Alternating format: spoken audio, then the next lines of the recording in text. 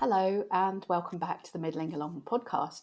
My guest today is Tracy Acock, founder of the Wellbeing Wisdom Club. Tracy retired from a career in nursing and retrained as a women's life coach with a focus on health and well-being. And we're delighted to welcome her along to the podcast today. Hi, Tracy. Hi, Emma. Thanks for having me. It's lovely to meet you. We've been in touch over Instagram, where you're very active as well. So tell us what sort of made you decide to go down this path. Was it something that was a sort of a gradual creeping realization that it was something that you wanted to do, or? Well, it's interesting. To be honest, I didn't know what I wanted to do, really. It did evolve like most things in life. I just knew, and it does sound cheesy. I've said this before, but after working with my last role in nursing was I'd always, for a long time, worked with women with breast cancer. My last role was with women who had incurable secondary breast cancer. And I think I just felt when I left and sort of retired to come back to Cornwall, it was such a gap. All of it, leaving everything was also just such a big gap.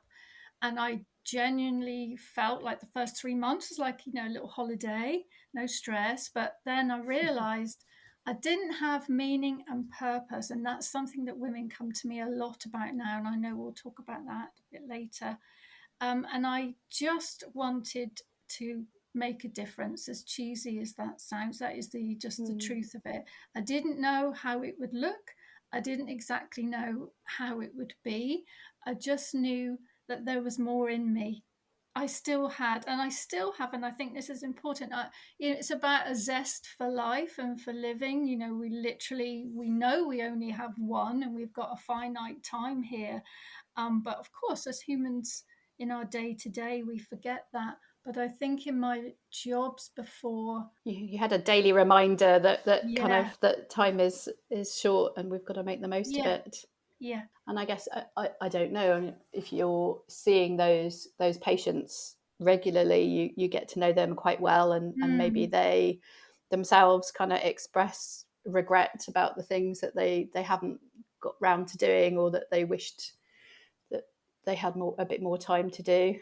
Well, I think there's, the Bronnie Ware, the 5 regrets of the dying, which is a whole conversation in itself. But, Mm. it is about just making the most of the time you have here. But it's not until you're faced with perhaps that space to face those questions. But certainly, it was a big job to leave and a big gap to fill.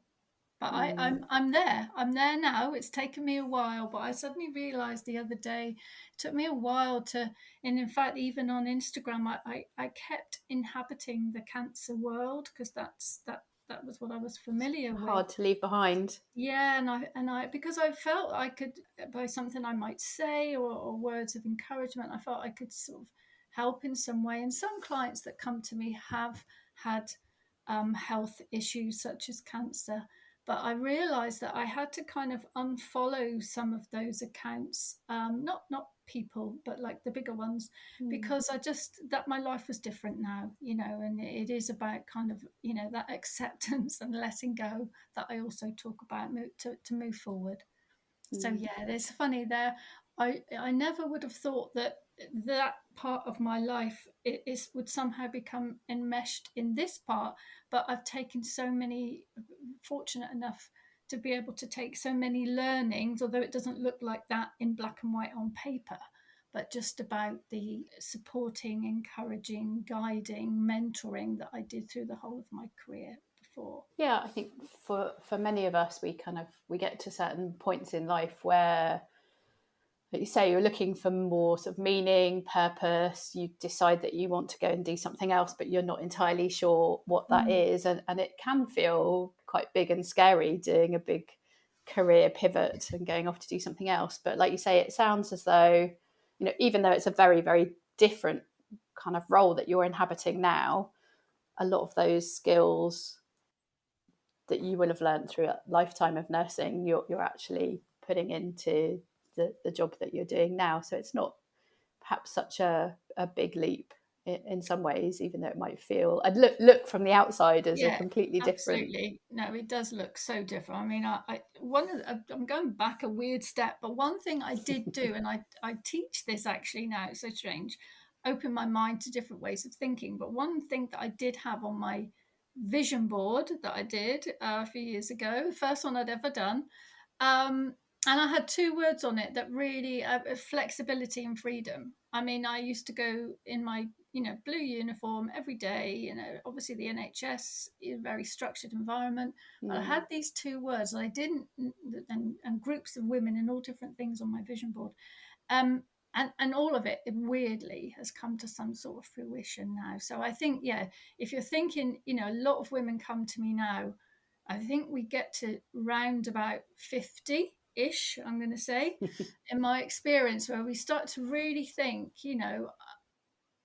I've, I've probably lived at least, a half of my life. And what do I want to do? Is this it? And it really, you can become quite introspective, and it's about what are my values? Those goals that I wanted back then when I was perhaps 20, 30, 40, maybe that doesn't mean so much to me now, So there's something about being aware of time, but not letting it rule you as well. And so I help women with perspective and how the brain sort of we're hardwired for survival, but your brain doesn't know how to make you happy. That's down to us. So Well, and also we're not necessarily very good at kind of carving out time to actually step back from all the busyness totally. and think about what it is that we want. And I'm sure I've sort of talked about this kind of thing before, but yeah, we're so busy nurturing, looking after other Absolutely. people, running around, having jobs, that actually kind of putting your head above the parapet like a little meerkat and going, oh, what else is out there? What do I want to explore? And also, it's I say this a lot. I've just finished this online course where we talked about, it was my course, but I talked about how we stay in the comfort zone that isn't actually comfortable. Familiar. So it's kind of, it is about having that, gifting yourself really that time to really think about what matters to you now. So yeah, I've gone all the way around the houses and around your question there, but yeah. Yeah, so tell us a bit more about how you kind of like to work with your clients, customers, I don't know, whatever you call Yeah, them. clients. Yeah, I guess there are two main ways in that I do like a kind of a power hour, which is it's a midlife makeover. And then that could be for a specific thing. I teach the beginnings of, mindfulness meditation, how you can easily bring that into your life, or EFT, or setting goals, or perhaps there's a particular thing like making a vision board work for you. So that's an hour. What explain EFT for anyone that's never heard of it before, because we have covered it in a previous podcast episode, but Okay. if people haven't listened to that and don't know Yeah, what sure. EFT is. I mean, actually, I heard Liz Earle talking about it on her podcast recently. So it's been around for literally thousands of years because it's like based on an ancient Chinese practice. And in fact, I used to use it with patients in the chemo unit. It can, yeah, because you can become very needle phobic. Yeah. And so it just helps. It can reduce feelings of stress and anxiety. So essentially, in a nutshell, it's a cross between acupressure, so like acupuncture points, sort of on your head and neck, really. It's about 9 points. So a cross between acupressure and positive psychology. And it's totally safe and non-invasive, and it can help with, as I say, to reduce stress and anxiety and other kind of things that might be holding you back in your life. So I don't use it so much now, but it's there, and it's a really easy tool for someone to add to their own wellbeing toolkit. Yeah, It's EFT stands for emotional freedom technique, is that right? that's it.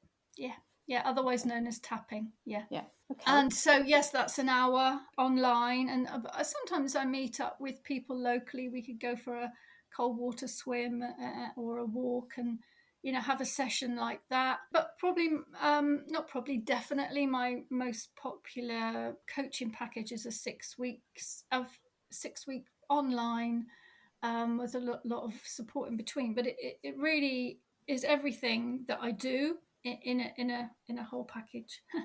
And I've had some really brilliant transformations and wonderful feedback from that. So I'm very, very lucky. I love what I do.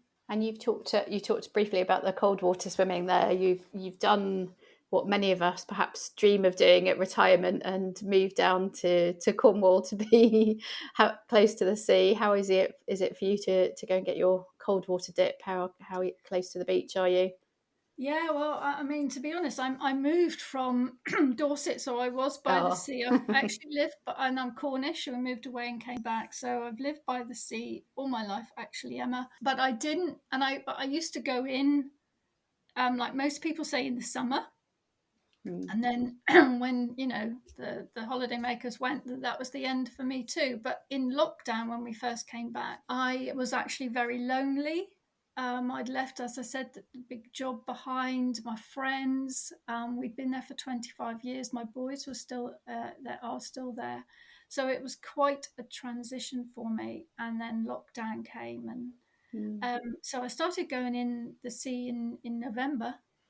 And it genuinely has been like a life changer. I've written blogs about it because I called it the friend I didn't know I had, because lucky here, the sea is just here, and we live by a river now. So it's part of a whole new way of being. In some ways, I've now made a whole group of friends, like-minded women, and there's obviously a lot of talk about cold water swimming is great for some, and mental health, for some menopausal symptoms, metabolism. There's new research now about something called brown fat, which is good for us, and this is something that cold water plus sauna can do for us. But it's like this morning is like 6:45, we meet up, we go in, we scream and laugh, and it really is, and it's bloody freezing, don't get me wrong, but Is there something about that initial kind of scream when oh you my get into God, the water that's quite yes, sort of yes, cathartic? no matter how you get there. And it's also that stress response, because you have to focus. Your body's saying, no, this is danger. And then so you focus on the moment, and then everything goes away, for that time. So, I totally recommend it. I actually went to see my accountant yesterday, but we spent most of the time talking about how she wants to get in the water and can she come in with me. I think a lot of us sort of look on and think it would be a great thing to do, but actually kind of committing to it and taking the plunge. Start with a cold shower. That's what I did. Yeah, no sea anywhere near me, unfortunately, but No, there no. is plenty of river swimming, so Well, you never know. you never know. Need to work my way up.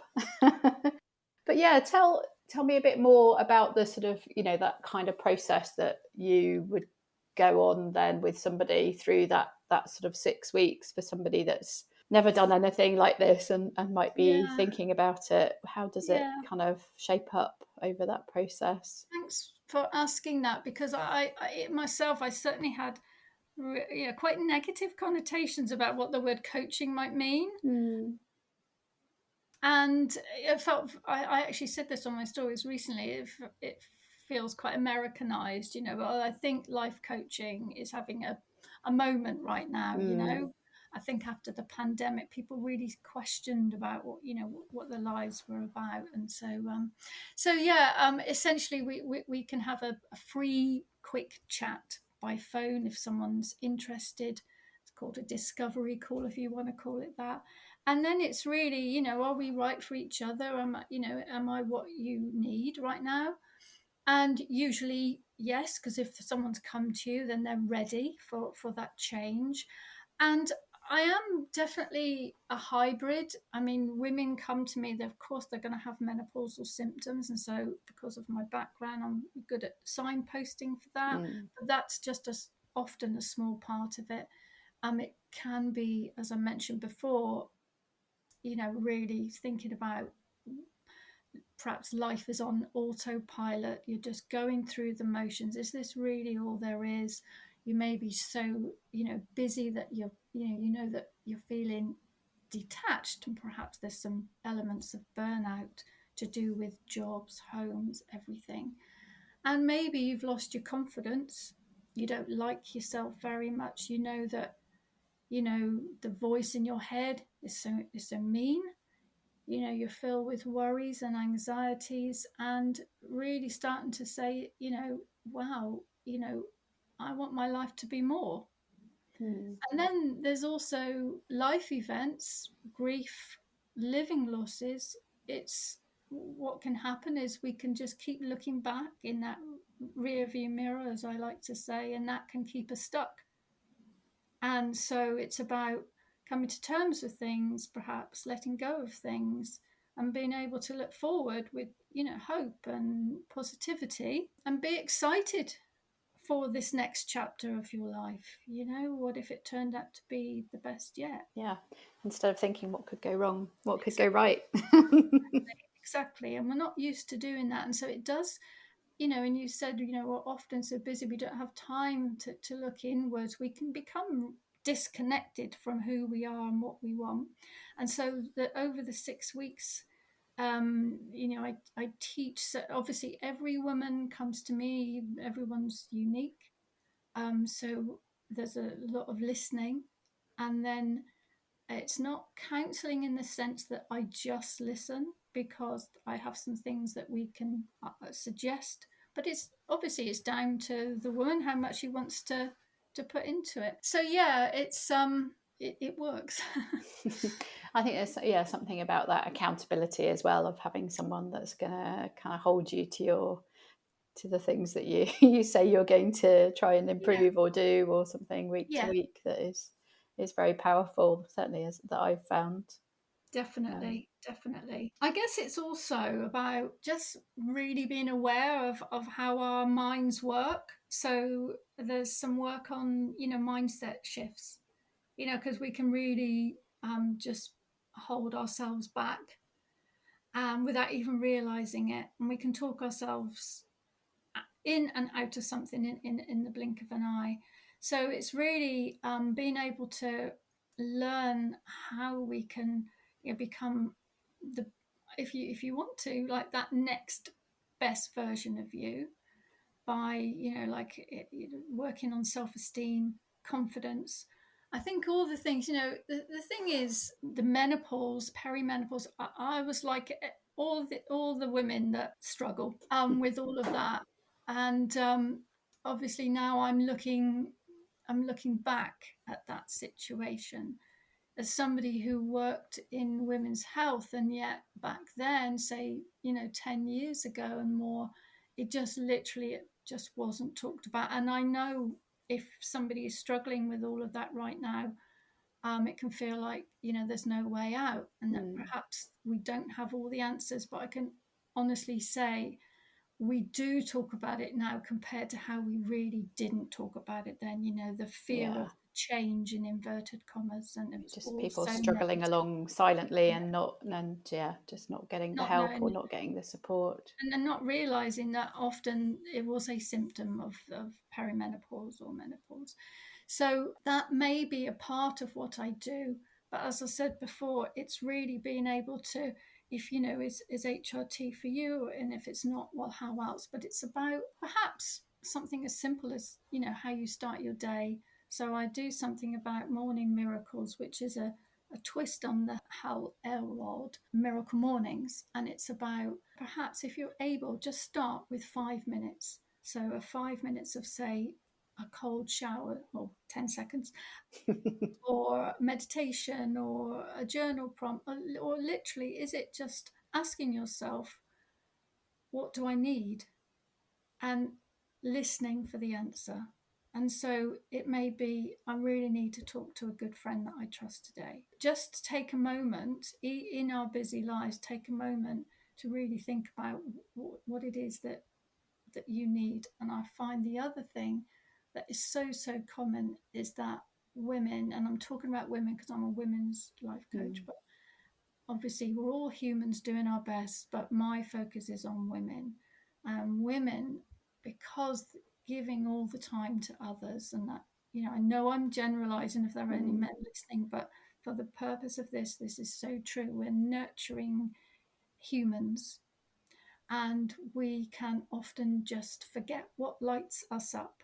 And it's so common to ask someone, so we do a little exercise perhaps on, what your life may look, certain aspects of your life. And so often there's no fun, there's no joy, there's nothing that that person might do that's literally just for them. And, We we forget talk, how to play. yeah, yeah, exactly that.